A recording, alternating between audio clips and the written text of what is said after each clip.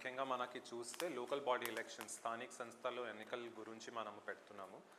అందరికీ తెలిసిన విషయం, లాస్ట్ వీక్ మండే ఎగ్జాక్ట్గా అనౌన్స్మెంట్ ఆఫ్ ఎలక్షన్ వచ్చింది స్టేట్ ఎలక్షన్ కమిషన్ ద్వారా. మన రెస్పెక్టెడ్ స్టేట్ ఎలక్షన్ కమిషనర్ రాణి కుముదిని గారు అనౌన్స్మెంట్ చేశారు ఆఫ్ జెడ్పీటీసీ, ఎంపీటీసీ అండ్ గ్రామ సభ ఎలక్షన్స్, గ్రామ పంచాయతీ ఎలక్షన్స్. సో ఈ 3 ఎలక్షన్స్ తోటి ఇమీడియట్గా మన జిల్లాలో కూడా ఎంసీసీ కోడ్ అమలుకి వచ్చింది. ఎంసీసీ కోడ్ చూస్తే ఇప్పుడు ఓన్లీ రూరల్ ఏరియాస్ మాత్రమే ఉన్నాయి. మనకి 4 పట్టణాలు ఉన్నాయి: తాండూర్, పరిగి, వికారాబాద్, కొడంగల్. అంటే కాన్స్టిట్యుయెన్సీ హెడ్ క్వార్టర్స్ ఉన్న ఒక ప్లేసెస్లో ఈ ఎలక్షన్ కోడ్ ఉండదు, ఎంసీసీ ఉండదు. ఈ ప్రాంతాలు తప్ప మొత్తం జిల్లాలో మనకి ఎంసీసీ కోడ్ అమల్లో ఉంది. ఎంసీసీ తెలిసిన విషయం, కొత్త వర్క్ చేయకూడదు, టెండర్స్ చేయకూడదు.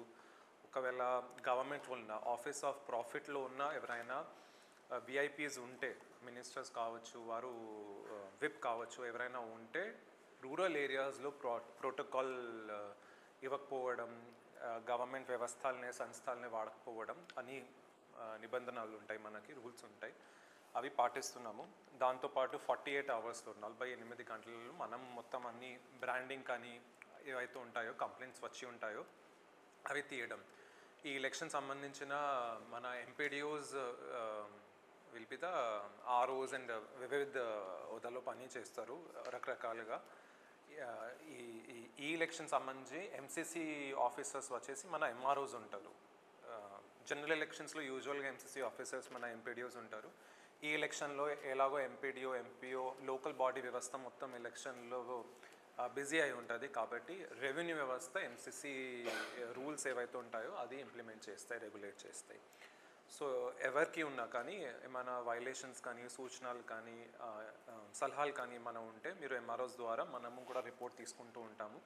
కంపైలేషన్ ఆఫ్ రిపోర్ట్ మొత్తం డిపిఓ గారి దగ్గర జరుగుతుంది, సిఓ గారి దగ్గర జరుగుతుంది.